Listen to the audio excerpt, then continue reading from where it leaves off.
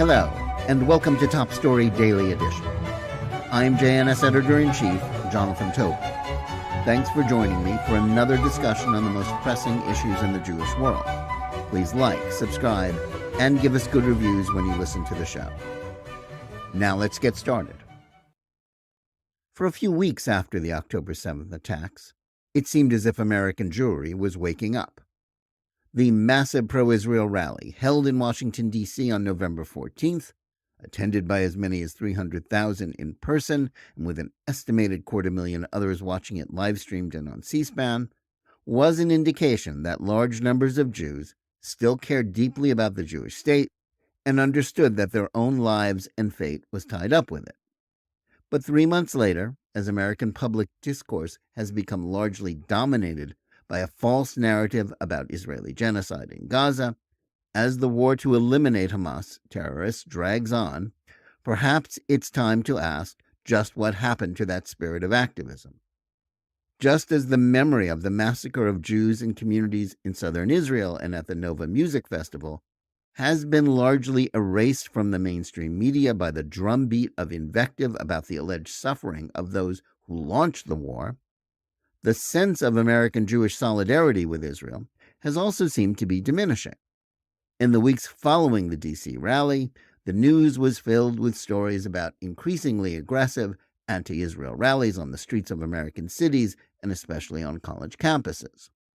The hallmark of these events was the unfiltered anti-Semitism on display, with not just chants for the destruction of the one Jewish state on the planet, from the river to the sea, and for terrorism against Jews wherever they live, globalize the Intifada, but also violence.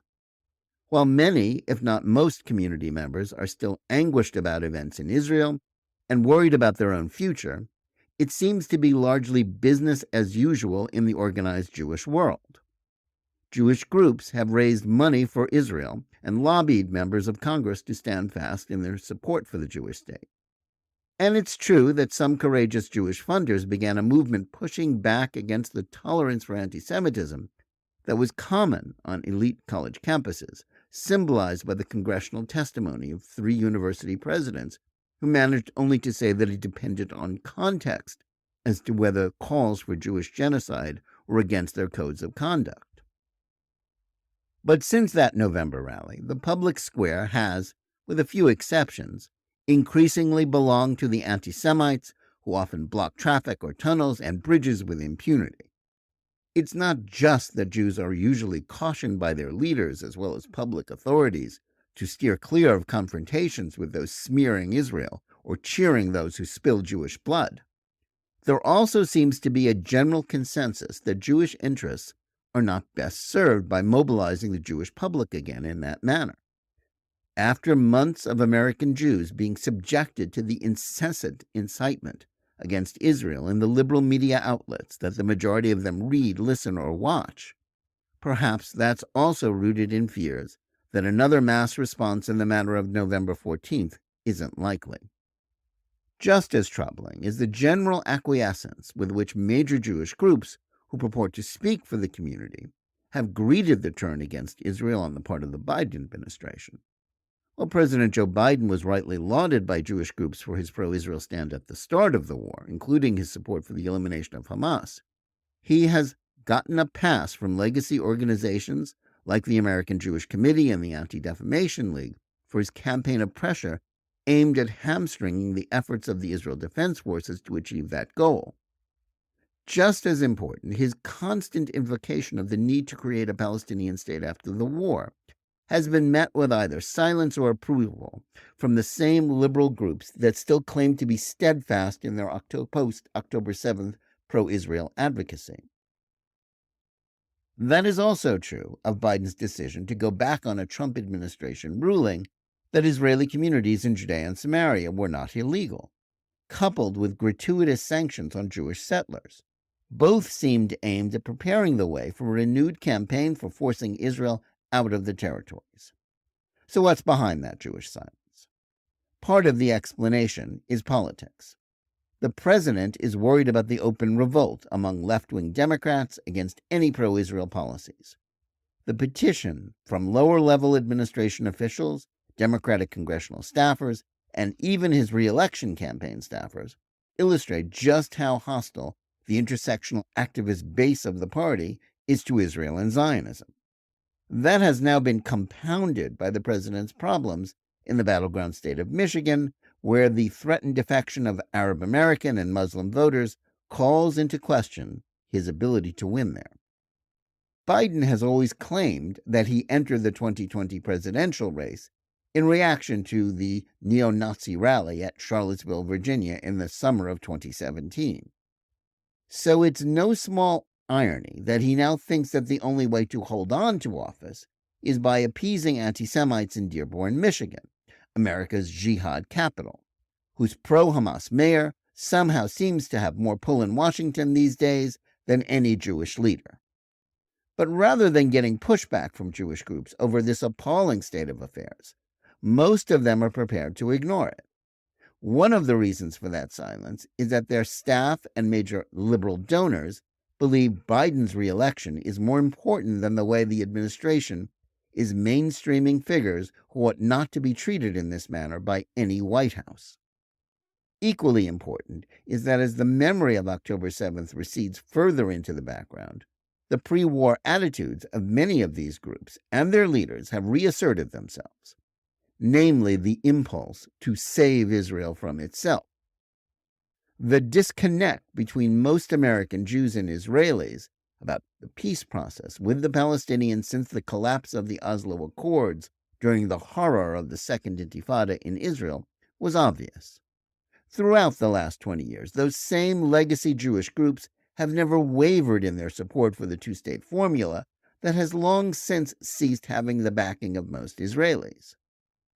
On October 6th, Israel was bitterly divided about the question of reforms to the judicial system proposed by Prime Minister Benjamin Netanyahu after his victory in the Knesset election in November 2022. And the Israeli public was, as it has been for several years, similarly at odds with Netanyahu himself, who after so many years in power is both hated and loved.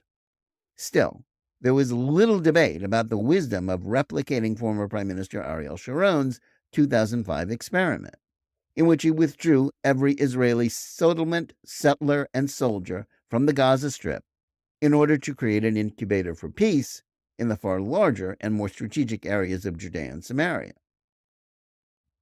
The October 7th massacres, in which the independent Palestinian state, in all but name ruled by Hamas, used their secure Gaza base to launch a war, was the final confirmation that Sharon's idea was one of the colossal blunders of Israeli history, if not that of the 21st century as a whole.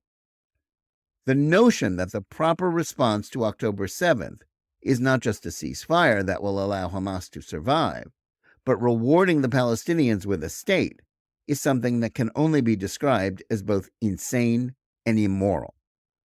Any effort toward that goal now would be rightly regarded by both Palestinians and the rest of the world as a reward for the unspeakable atrocities Hamas operatives and ordinary Palestinians did that day and plan to do again and again.